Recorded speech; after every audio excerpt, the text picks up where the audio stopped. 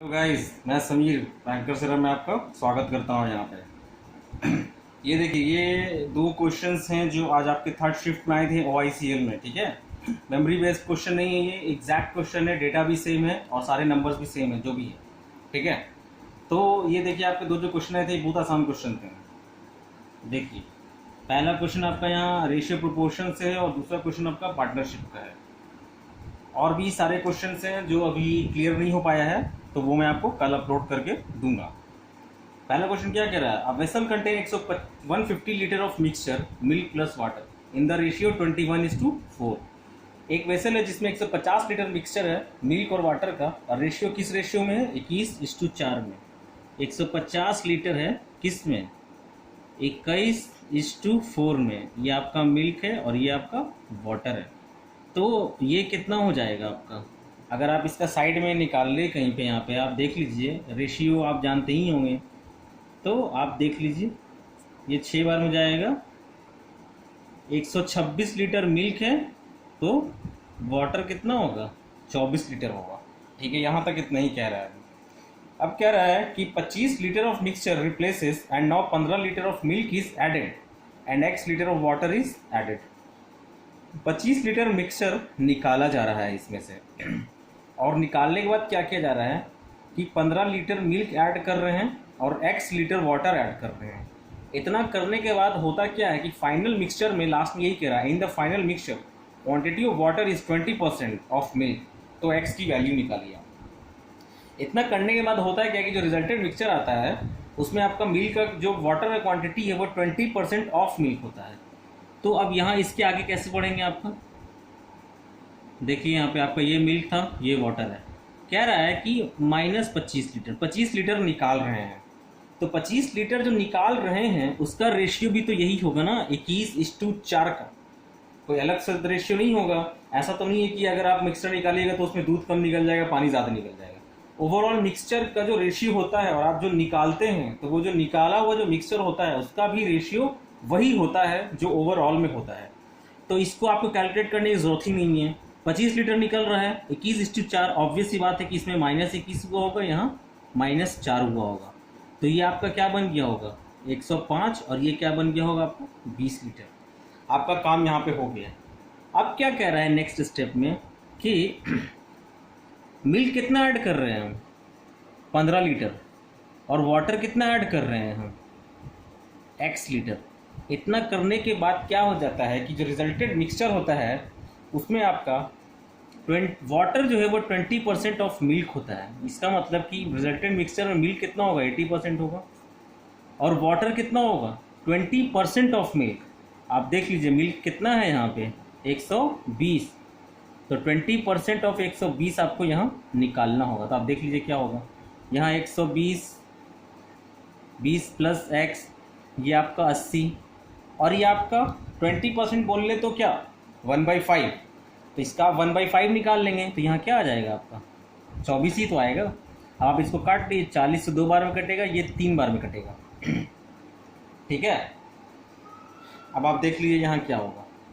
यहाँ पे 72 हो जाएगा, और 20 दूना 40 प्लस 2x।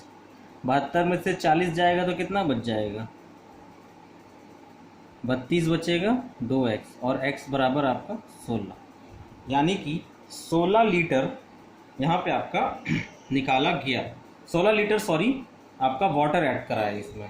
तो यही आपसे मांग रहा था। तो क्वेश्चन का क्लू, सारा क्वेश्चन नॉर्मल था, क्लू बस यही छुपा था आपका। ठीक है,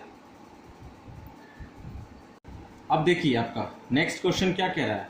ए स्टार्टेड बिजनेस एंड इन्वेस्टेड ₹4200। ए एक बिजनेस स्टार्ट करता है और उसमें कितना इन्वेस्ट करता है?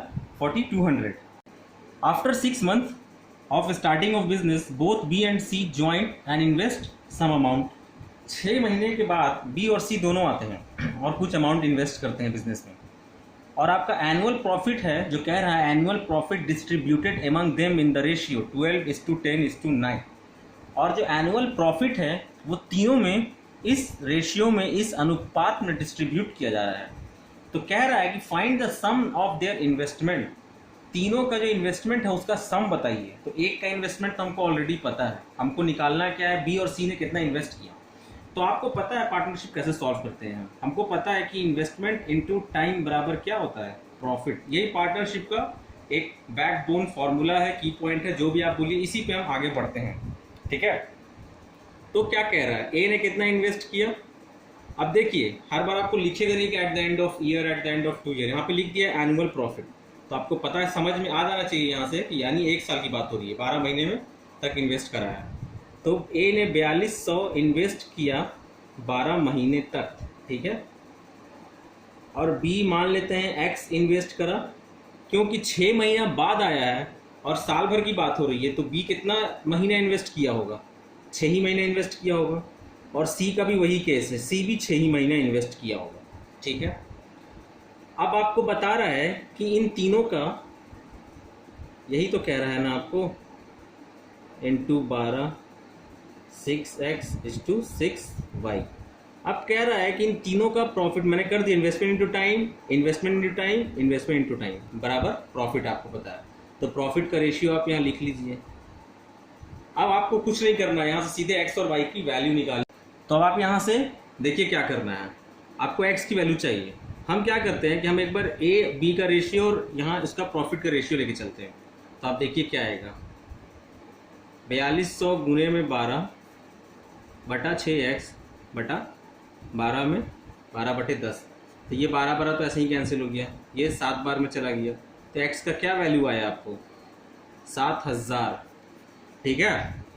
अब जब x आपको आ गया तो आप y निकालिए यहाँ से। y कैसे निकालेंगे, हम वही काम करेंगे क्योंकि x आ चुका है। तो 6 गुने में 7000 बटा 6y, और अब b और c का ले रहे हैं ना, तो प्रॉफिट b और c का ही लेंगे, 10 बटे में 9। तो ये 6 और ये 6 कैंसिल हो गया, यहाँ से 1 0 चला गया, तो y कितना आ गया, 6300। ये आपका इन्वेस्टमेंट आ गया। a का इन्वेस्टमेंट दिया हुआ है, हमने b का भी इन्वेस्टमेंट निकाल लिया, हमने c का भी इन्वेस्टमेंट निकाल लिया।